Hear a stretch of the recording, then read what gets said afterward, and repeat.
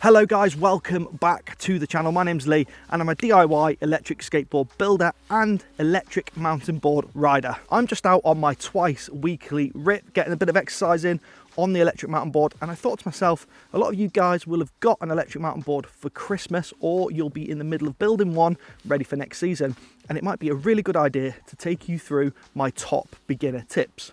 Now, I know some of you guys are going to be saying, Lee, you're not a beginner anymore, blah, blah, blah. Yes, I have been riding for 18 months and I have picked up a few tips along the way. I'm just getting out of that beginner stage now. I'm not an advanced rider myself by any stretch of the imagination, but I have been there, I have made the mistakes, and I just thought it might be quite nice for me to pass on some of the stuff that I've picked up along the way to give to you guys so that you can have an easier start than what I did.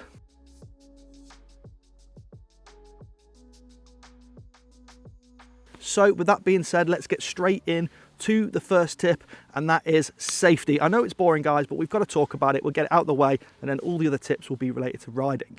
Now, the bare minimum safety gear that I recommend you wear when you're riding your electric mountain board is a helmet, some gloves, and some knee pads. I use this half shell helmet when I'm not going to be doing anything too gnarly, but if I'm going to be jumping around and messing around, I wear a full open face helmet actually. I use the gyro switchblade, which I don't really recommend. I think the Fox Pro frame is better. It's a little bit lighter. But yeah, I wear a half shell when I'm just doing normal stuff. I use the Flatland 3D Pro e-skate gloves. These are fantastic. They have the built-in wrist protection and the pads on the palm. Stop you getting injured. They come in fingerless and full fingered, and I have a 10% off code. It's Lee Wright. It's in the description if you want to use it. Gets you 10% off these gloves. And knee pads, I use the Elite, I think these are called 3DF knee pads. These have been absolutely brilliant. I've had no knee injuries since I've been wearing these. Definitely worth investing in a quality pair of knee pads and a quality helmet, guys, bare minimum. Other stuff that I definitely recommend you get, and I do wear when I'm doing stuff that's a little bit more gnarly. Butt pad, I use the G-Form shorts. Some sort of armour I'm using at the minute. I'm actually wearing body armour right now. You wouldn't know I'm using the G-Form body armour, but I also do have a set of the hard plates body armour. I can't remember who makes that. That's also recommended if you're doing stuff on concrete or whatever, and you can go even further with ankle protection, whatever. I think, guys, the best thing to do is to be fully protected, at least when you start. As you start getting a bit more advanced and you want that freedom of movement, you'll go down to less and less equipment. You'll see some people out there that say, I only wear a helmet, I don't wear anything. That's fine, that's up to those guys. We're all about being as healthy and as safe as we can so that we can carry on doing as much riding as possible. Okay guys, so the next tip is to dress appropriately. Waterproof trousers in the winters, an absolute must. Sometimes I wear boots if it's going to be really sloppy. Snowboarding tops are really nice, thick ones in the winter. In the summer, I normally wear shorts because I've got the knee pads on as well and it's really hot, and just to wear a t-shirt, keep the gloves on and the lightweight helmet if I'm not doing anything too bad. But make sure that you are waterproof and you are warm, because long sessions in the woods, sometimes you get really hot, and sometimes it can be really cold, especially if you're sessioning in a spot with the lads and you know you're not always riding. You're going to get cold very quickly, so make sure you've got something warm on. It's 0.5 degrees today. You can see my breath, and I've been sat here for 40 minutes recording this video, and I'm not too cold. So essential gear, guys. Make sure you're wearing the right stuff for what you're going to be doing.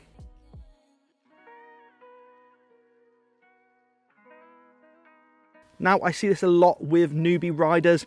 They get on a board, they're very stiff, they're very afraid, and that is not going to help you learn at all, guys. These boards are actually incredibly easy to ride to a basic standard. They look intimidating, I know, they really do, especially if you come from just an electric skateboarding background. But trust me, guys, once you get going on one of these, you're going to realise how much easier they are to ride than an electric skateboard, and to be honest, for me, they're just way more fun. So what does getting comfortable involve, Lee? Well, first of all, it starts at the feet. if you've got a good set of bindings, and I definitely recommend the MBS F5 bindings and heel straps, then you have got a lot of adjustment in those bindings to make to get them to fit on your feet perfectly. You've got the normal buckle adjustments that allow you to get in and out of them, but not a lot of people know about this second adjustment that allows you to move the pad basically around the foot to get it right on the top and get it secure.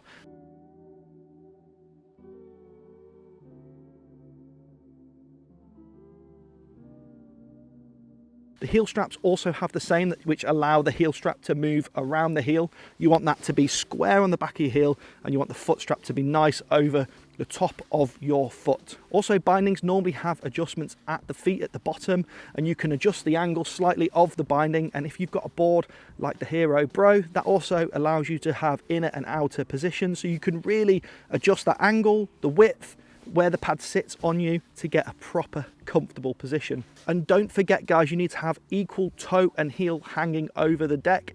It's a common newbie mistake that I see: too much heel hanging over the deck, and then you're constantly having to put weight forward on your toes to balance out. That's going to fatigue your shins straight away, and it's going to make it way more difficult to ride and way more uncomfortable.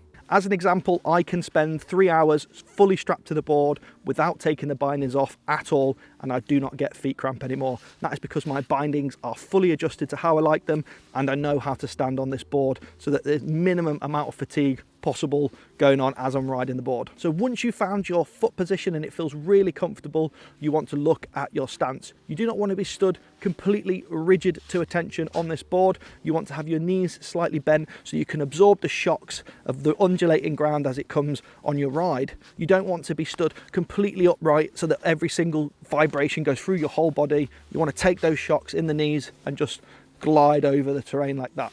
You also don't want to stand with your front fully facing the direction you're traveling. Obviously, you're going to be side on in the bindings. You don't really want to be twisted around the whole ride. You can have a little bit of a twist to see where you're going, but mostly you want to be facing out the side of the board with your head turned that way.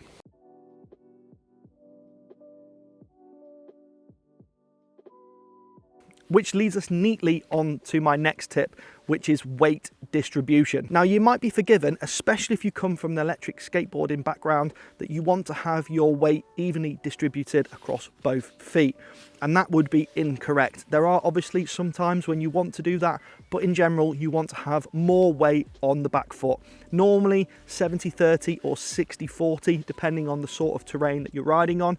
And the whole reason you want to do that is you want to keep the front end light. If you hit a change in terrain, for instance, from grass onto something with a bit more traction like concrete, or you go from something with more traction like hard packed dirt into some soft mud, and you do not have the front end light, you are going to go over the front of the board as it comes to, or what it feels like comes to, an abrupt halt. Keeping a lot of your weight to the back means when you hit an obstacle that you weren't expecting or a change in terrain, all of your weight is towards the back. The front end is super light and it will bounce over the obstacle and not cause you any problems. Same thing when if you hit some sloppy stuff, the board is going to stop, and if it stops instantly and your weight is evenly distributed, you're going to go over the front. If it's at the back, you've got a really good chance of just stopping and being able to stay on the board. The other reason we do this is that most boards, 99% of boards, are rear wheel drive, so that's where all the traction is.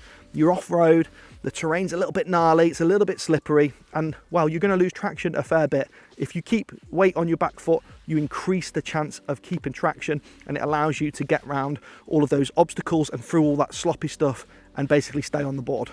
Now, there are times, obviously, when you'd want to change that up a little bit. For instance, if you're going down a hill, you don't really want to have all your weight to the rear. You might have it a bit more evenly distributed on the board. Learning to keep that front end light is super, super, super critical, but it also will lead you on to doing little bunny hops to get around tight corners and just to get over stuff. And in general, will start to improve your skill level so that when it comes to jumping, you already have some of the skills necessary to start doing that, and you feel a little bit comfortable, at least having one foot in the air.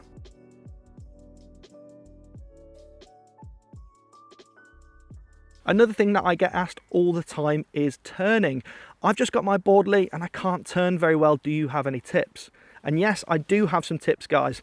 As always, speed is your friend. The faster you're going on the board, the easier it is to commit your weight And you need to commit your weight to turn on channel trucks. They're not like a skate truck, and they do not turn as easy as they do. You have to commit full body to an electric mountain board to make it turn. On a skateboard, you might just turn with your ankles. You cannot do that on an electric mountain board. You might be using springs, you might be using shock blocks, you could be using any number of channel trucks which are quite stiff to give you the added stability. And you're going to have to commit your weight to get around those corners. It's a whole body exercise, guys, and you have to fully commit. The grip of the tyres and the speed you're going at allows you to do that and doesn't make you fall. Now, when I was learning, I used to fall quite a lot. And let me tell you, it was always when I was either stood still or going really slow. Very rarely did I fall going at speed. And it's just one of those confidence things that you've got to get over, guys, about turning. Obviously, when you are going slow, those bunny hops that we talked about earlier are really handy to get round a corner. But for the most part, guys, your trucks are going to be stiff. You're going to want them stiff. Maybe as a beginner, you can run them slightly looser, but as you get better and better, you're going to want them stiffer. So in my opinion, it's better just to ride with stiff trucks from the start, get used to them, work with them, not against them, and you'll find that channel trucks actually are probably a little bit better than longboard trucks, in my opinion anyway. I much prefer riding channels. It's a completely different feeling, guys, something that you're just going to have to get used to. But as with anything to do with electric mountain boarding, guys, you have to commit. Just send it and the board will follow through with you. You'll get better and yeah, just improve your skills all the time, guys. Just fully commit to everything that you do. The moments when you stop committing, when you start to panic, that is when you're going to come off your board, trust me.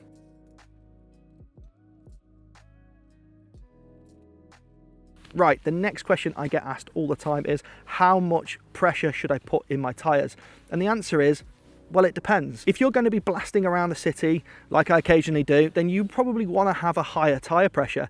The reasons are, one, you'll get better economy, you'll get better range, and two, there's no reason to have lower pressure tyres. But when you're coming off-road, you definitely want to have less pressure in your tyres. As an example, if I'm coming off-road, I will normally run about 20 psi. And I don't really measure it with a pump, I just check it with my hands. You get to the point where you sort of feel how much pressure is in a tyre. I run around 20 psi. If I'm going in the streets, I run like 50, 40, something like that. Nothing too high and also nothing too low. Don't forget, the lower the pressure of the tyre, the greater the chances that it can pop off the rim. Hasn't happened to me, but it has happened to my friends twice now. Tyres and tubes are a consumable, guys, and you will go through them, especially if you're riding a lot. We do sell the higher compound tyres in our shop and cheaper tubes, so that if you guys do go through tyres quite quickly, our tyres last a fair bit longer and they'll keep you going on the road. They're also way less susceptible to punctures, and I just prefer using these, which is why we stock them in the shop.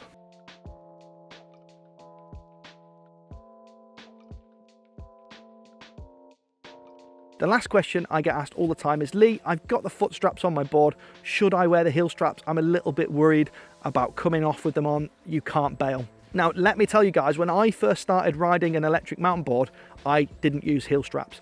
They are not essential to riding an electric mountain board. However, I think that they offer so many positives over the negatives that they are definitely worth considering, even if you are absolutely terrified of not being able to bail.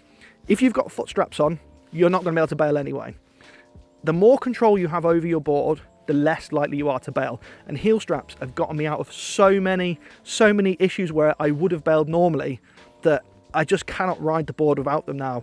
I was super nervous to get them, but then once I started riding with them, I'm fully committed. I use them in the city, in traffic, in the countryside. If I'm just nipping out on the board for 5 minutes, I wear the heel straps. It just gives me so much more confidence with the board. One thing you definitely do not want to be doing with an electric mountain board is trying to bail at speed. If you take 1 foot out of this board and 1 foot stays in and you're going at a fair rate of knots, these boards weigh upwards of 20 kilos. It's gonna hurt. It's gonna hurt you a lot worse than if you just stayed with the board and got low and just took the fall. I mean, to be honest, guys, most of the time you're going to be riding in the woods anyway. You're going to be wearing the equipment that we talked about earlier on in the video. So really, you're not going to hurt yourself that bad. Granted, obviously anything can happen. You could have a bad fall, but in general, guys, you're going to be all right. Just go out strapped in with the gear on, commit to what you're doing, keep the front end light, and most of the time you'll be totally fine. And trust me, you'll thank me for wearing the heel straps. And that is it, guys. They are my top electric mountain boarding tips for beginners. If you have any more tips that I missed here, drop them in the comments box below. If you've got any further questions or you want me to answer something else, also drop me a comment and I'll do my best to answer. And if I don't know the answer, one of our awesome community members will answer the question for you as well. And if you're into electric mountain boards, consider subscribing to the channel. I do make a lot of electric mountain board content and I'm going to be doing even more going forward. So then, guys, all that's left to do is say thank you very much for watching. I'm going to strap in, head home, and I'll see you on the next one. But as with everything with an electric mountain board, it's just about, but as with everything, oh, fuck off. You finished? No.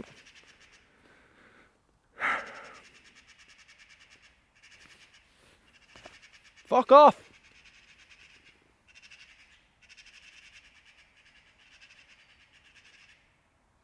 Thank you.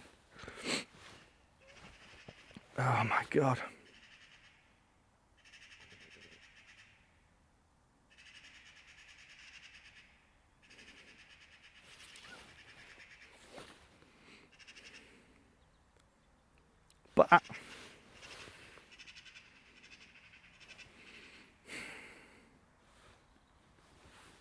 But as, oh my God, are they fucking serious? And the last question I get asked all the time is, Lee, I've got a mountain board, I've got the heel straps, should I wear? Oh my God, those fucking birds.